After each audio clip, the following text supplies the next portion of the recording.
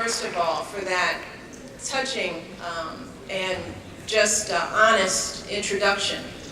Because her story is not unique. Those stories are happening all over this country. And that's why we're here. And we're grateful to Patty for her belief in this campaign, for the recognition that we all have to work together. And we just pray for the safety of her family at this time. So let's give Patty a hand.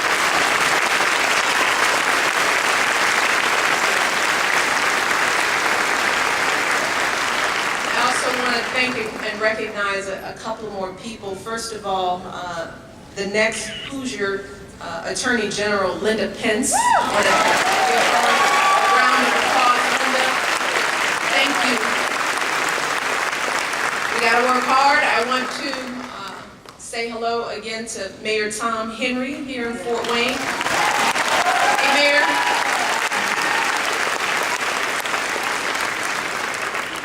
I also want to recognize something that Barack and I try to do everywhere we go is to recognize our field organizers. There you go. Because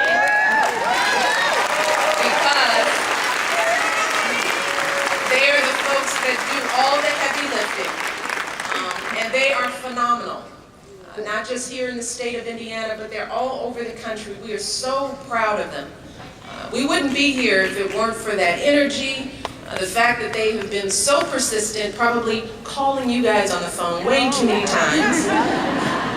But I want to thank all of you who have welcomed them into your communities, into your homes, who have fed them, who have picked up the phone after hanging up on them and listening every now and then. But we wouldn't be here without them, and I want to make sure we give them a round of applause.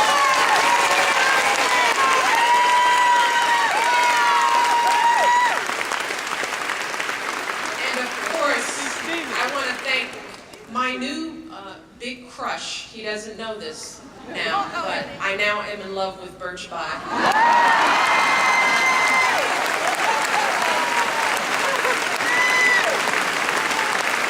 Look out, Barack.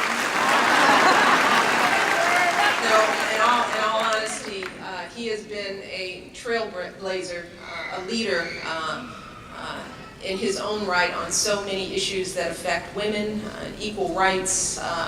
He has taught us what equality and diversity and opportunity means.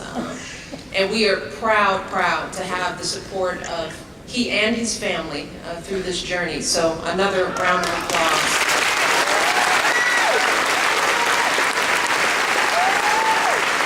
So, is this an exciting time? Yeah. This is a moment of great promise. It really is. When we have within our reach, right here, the chance to build a better future for not just our families and our communities, but for this entire nation. We have that chance. And we've been on this journey for a little bit, 20 months. And we have seen some extraordinary things traveling across this country. It has been so wonderful to see so many young people who are finding their voice, and for many are finding the passion for politics and engagement. It's just been wonderful to see. But it's also been wonderful to see some of our not so young folks. Let's hear it for the not so young folks.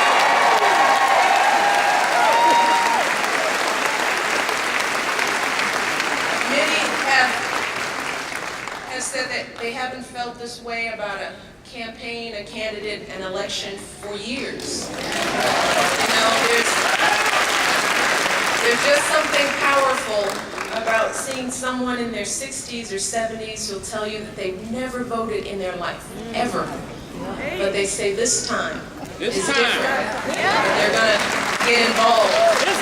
Or I can't tell you how many times I've walked along a rope line and come across somebody who's 80, 90 years old with tears streaming from their face, holding my arm and saying, Michelle, I never thought I'd live to see the day. All right.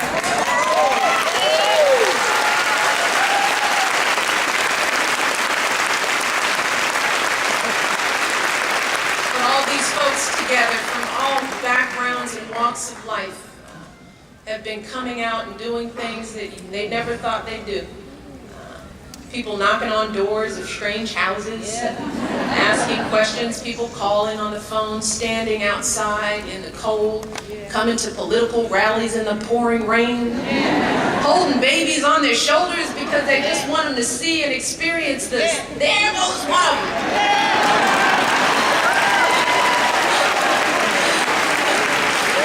Oh, and that's a particularly cute one, too. You know, I'm a baby magnet, if you don't know that about me. But we've all been doing this together.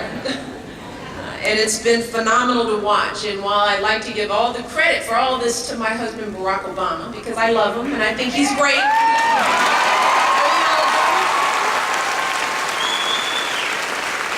But the truth is that this has very little to do with him. And he said that when he announced. In February, 20 months ago, he said, this race is not about, will never be about him. Barack said this race is about all of us, and we're here today because of the millions of folks like you who have come together to form what is truly a movement, and it has been phenomenal to watch. And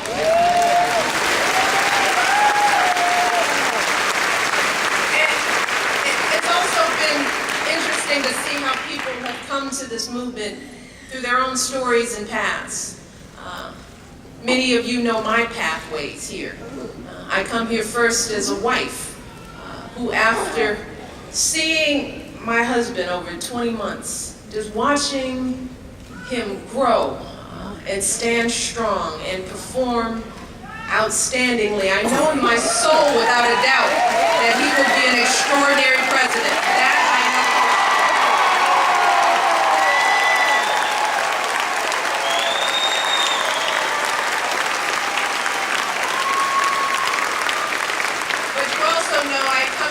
Also as a mom, whose girls are the heart of my heart. They're the reason why I breathe every day. I don't care what I'm doing. I am thinking about them because they're asking me about a Halloween party. Gotta get Halloween costumes. They don't care that their father's running for president.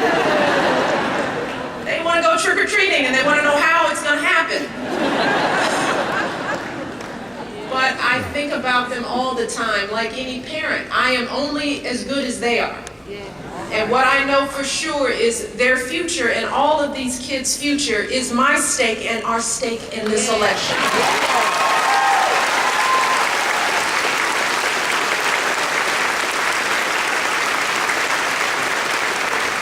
And I also come here as a daughter, and I tell my story everywhere I go. I told it at the convention because where I come from provides some insight into what makes me me and what makes me just so passionate about my husband in this campaign. Because I'm a product of a working class background. My father was a shift worker, worked for the city of Chicago his entire life, same job. And my father was stricken with multiple sclerosis in the prime of his life. Like many men, he was proud. He was a boxer, a swimmer. He served in the military. And imagine one day not being able to walk without the assistance of a cane, not being able to dress yourself as quickly as you could. Imagine the disappointment. But what I remember most about my father is that he never complained. Not once. Was never late for work. Not once. Never missed a day. Never talked about being sick. See, because the truth about my father was that he got his sense of worth and pride from the fact that he could get up and go to work, that he could take care of a family of 4 on a single salary. My father was like every American that I'm meeting out there. And I wouldn't be here if it weren't for him. Imagine a man like my father, parents like mine who didn't go to college, being able to send me and my brother to some of the best schools in the country and being here. Now that is the American story.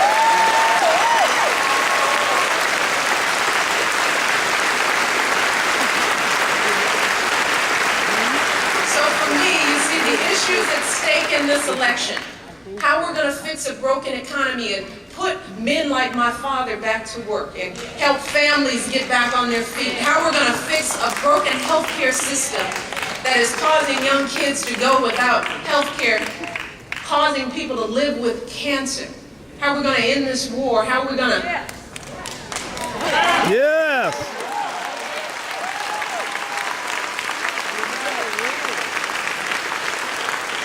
All of these issues. See, this isn't just politics for me, and I know it's not for any of us. See, now this is personal.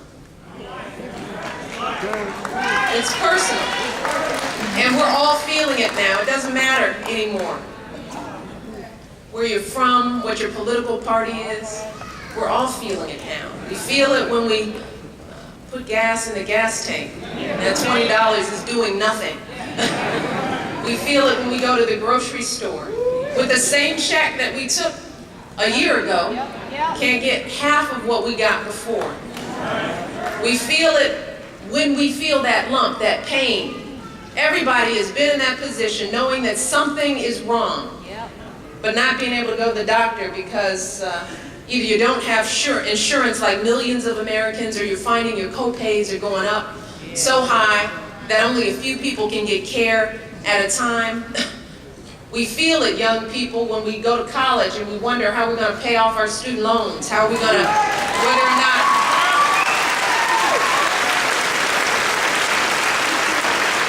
not we'll have a job at the end of this, whether we'll ever have health care. We feel it. Parents, we feel it each night when we tuck in our children and our grandchildren. And we worry that if it's this bad now, what would it be like in 10 years, in 15 years? So we're feeling it. And we all know that folks in Washington have been talking about these problems for a long time. For 8 years, we haven't seen much progress on these issues. That we know. So we have to ask ourselves, isn't it time for a change?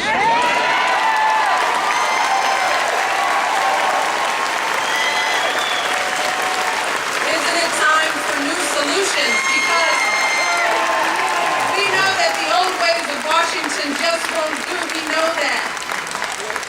We have to ask ourselves, don't we deserve politics that reflect our values and our realities in this country? Don't we? Don't we deserve leaders who get it? You bet we do. Well, the one thing I've been trying to do as I've traveled all around this country is to just let America know a little secret about Barack. And is he gets it. Yes. Barack Obama gets it. And he doesn't get it in this sort of philosophical, theoretical way. He gets it because he's lived it. That's all I'm trying to tell people. He gets it because he's lived it. See, there's something that happens when you're raised in a certain way. There's a certain perspective. There's something that happens to your perspective on the world, and that's true about Barack. He's the product of a single mother. His mother was a teenager, 18 years old when she had him, and there's something that happens to you when you see a young mother struggling to do everything that she can in her power to try to give you a decent life and still try to go to school and put food on the table and sometimes rely on food stamps. There's something that happens to you when you know that just because somebody slips a little doesn't mean their life is over. That's what his mother tried to teach him.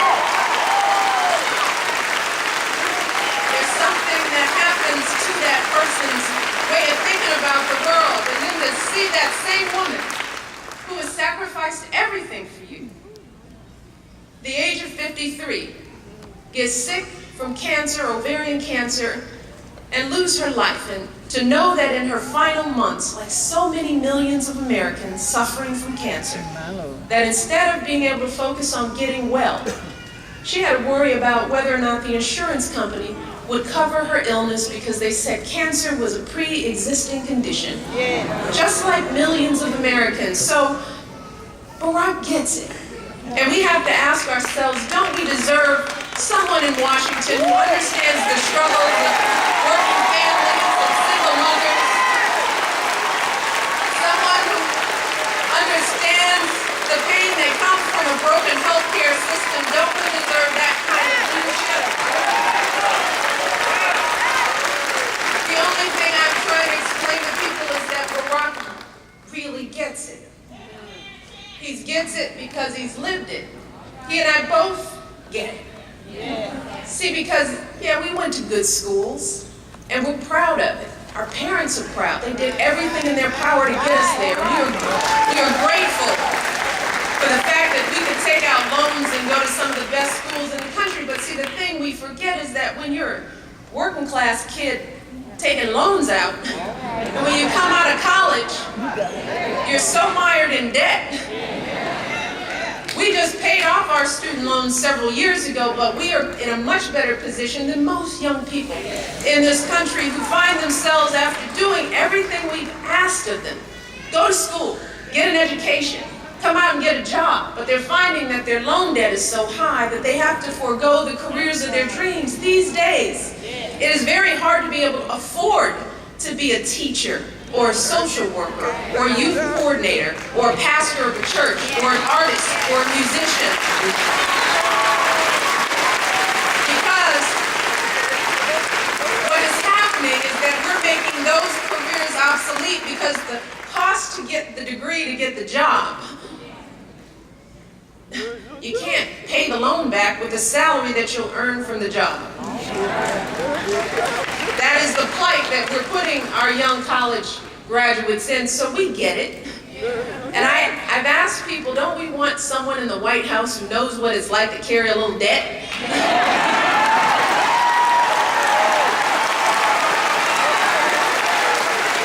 Amen.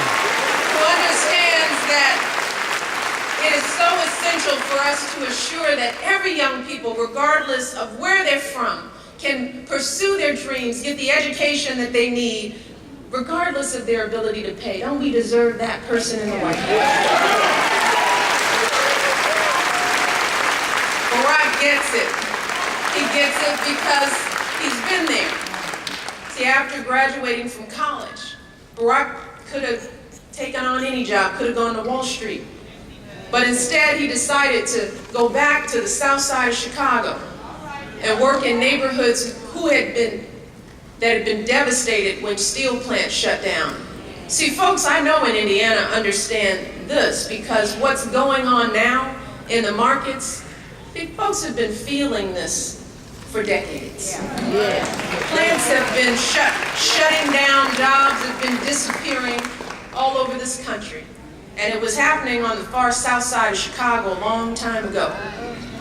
See, and Barack worked in those communities for years, and there's something that happens to you when you go into healthy, thriving communities and you see what happens when jobs dry up. What happens to a man's soul when he can't support his family, when a young parent doing everything they can't get ahead.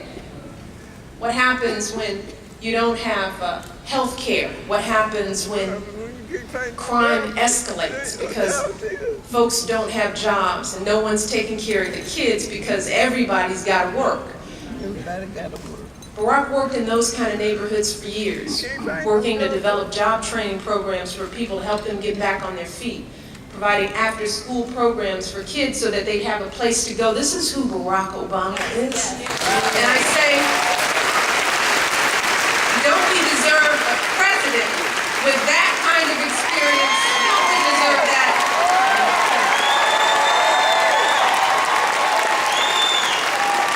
See, Barack gets it. He understands that most Americans aren't asking for much. That's what he knows in the core of his soul. He knows that most Americans that we've seen, the vast majority, they're like my dad. They're like his grandparents, his mother. Folks aren't asking for much.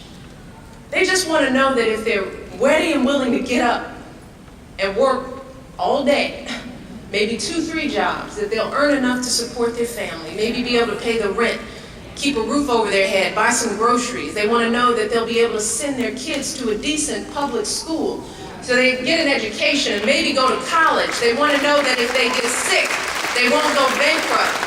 They want to know that after a lifetime of sacrifice, that maybe, just maybe one day,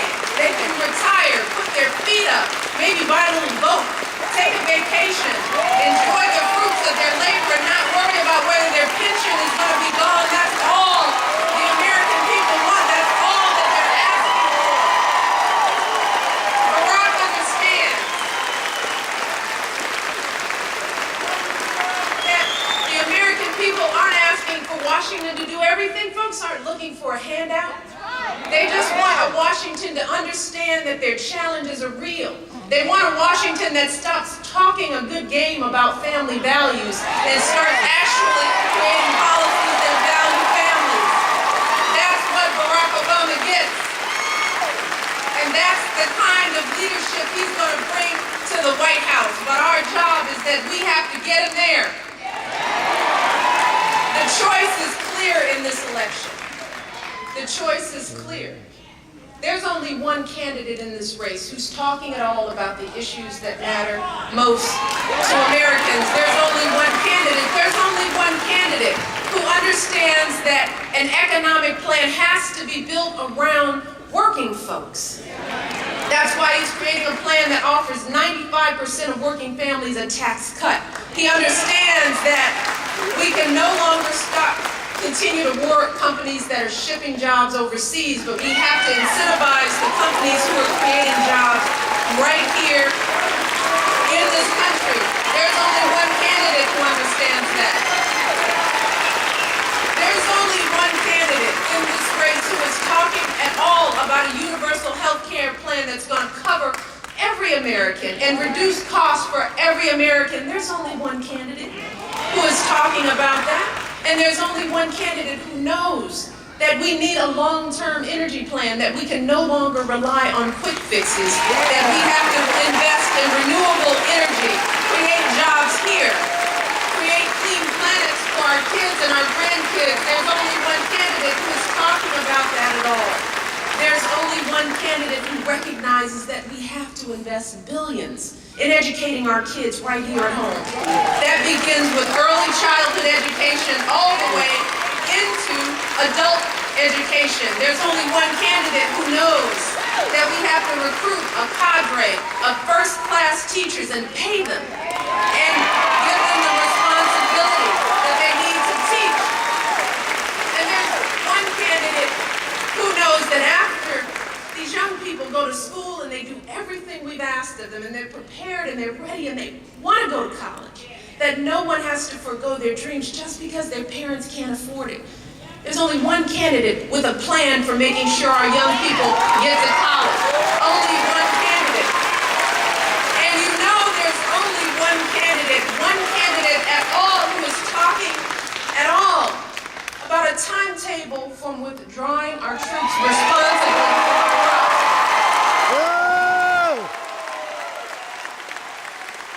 There's only one candidate who knows that the $10 billion that we are spending in Iraq, that we need that money right here at home for health care and education and invest in our environment and to create new jobs. There's only one candidate.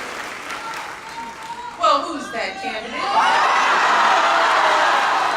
was hoping you'd say that. It's Barack Obama. He is the leader that we need right now. Not in 4 years, not in 8 years, but we need him right now. So,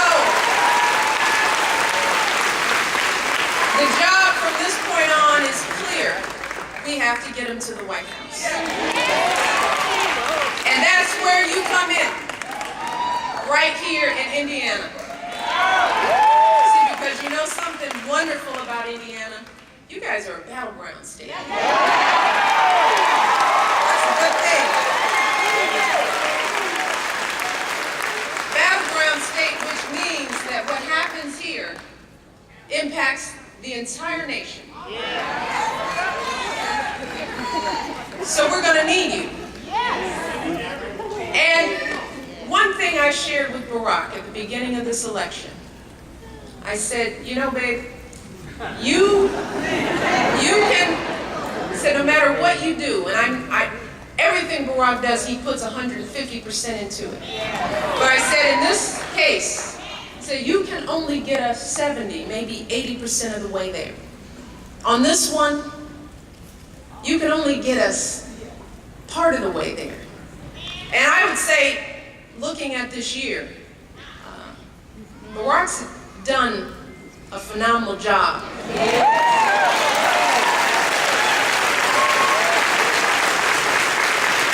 let's just look at what's happened in 20 months. He's built a phenomenal grassroots political organization that has recruited millions of volunteers from all backgrounds. You have the best staff, people are volunteering, driving in from other states, working in swing states. Folks are excited, they're revved up, they're making phone calls, they're doing it all. Barack has raised the money to support this phenomenal machine, has broken fundraising records, thanks to many of you. And not just with $1 million donations, but with folks writing $5, $10, $20, $30 checks. Barack has confronted issues that we haven't dealt with in a long time. Race, religion, faith, and he's done it in a way that it's shown his compassion, his ability to empathize, to take really complex, complicated issues and make them approachable and tangible and understandable. Barack has performed outstandingly in debates, and he's going to do it again tonight.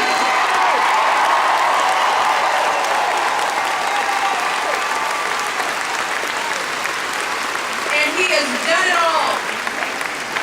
He's done it all with a level of grace and poise and dignity and respect and consistency and honor.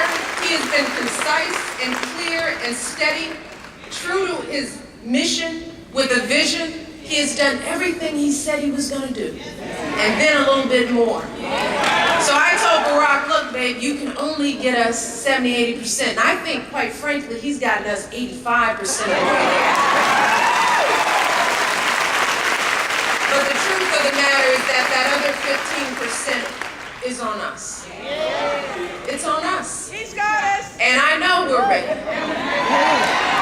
Because people are feeling the possibility of not just a win, but for change. People are ready to work. And people are working. So we want you to continue to work from now until Election Day, because this isn't going to be easy. We are taking nothing for granted. Barack Obama will be the underdog until he is sitting in the White House.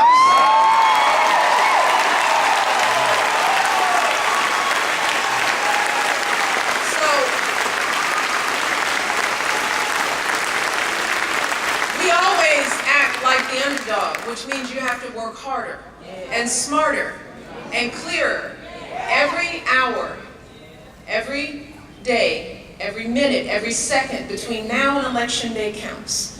And we're focusing pretty intensely on early voting, making sure that people are registered and that they understand that they can vote early and avoid long lines and take their time with their ballots. There may be people who are elderly, people who need extra time, folks who are going to be working a long shift. We don't want anybody to miss this opportunity. Vote early. And then if you vote early, you also have some extra time to be a little neighborly and help your neighbors on Election Day. That's what we really want you to do. We want you working the polls on Election Day. And if people need to know where to vote, how to vote at all, go to our website, voteforchange.com. It's easy, it's simple, but we've got workers all over the state. Folks who are ready. We're going to have people at the polls, toll-free numbers. We are going to make it as easy as possible for everyone, regardless of who you're going to vote for, to have their voices heard. Barack has always said this isn't just about him winning. This is about us changing the way we engage in politics, all of us, no matter who you're going to vote for. No longer can we set aside and hope that someone else will deliver us from our challenges. It is on us. We can no longer go back to business as usual. We have to pay attention. We have to be engaged. For now, forever, we have to know the issues, know the candidates, ask questions. We have to talk to our neighbors, talk to our friends, haggle over who's right, who's wrong, find an undecided person, shake them up. And if we keep doing that, we do it beyond Election Day. For the next 4 years, 8 years, 12 years, this is who we become as a democracy. This is a beautiful thing. So we are going to need you every step of the way. We're going to need you working and praying for us and working a little bit more and praying a little bit more. And if we stay united and focused and clear and respectful, then not only can we send Barack Obama to the White House, but we can build a better future and maybe affect the world. Thank you so much. Yes, we can.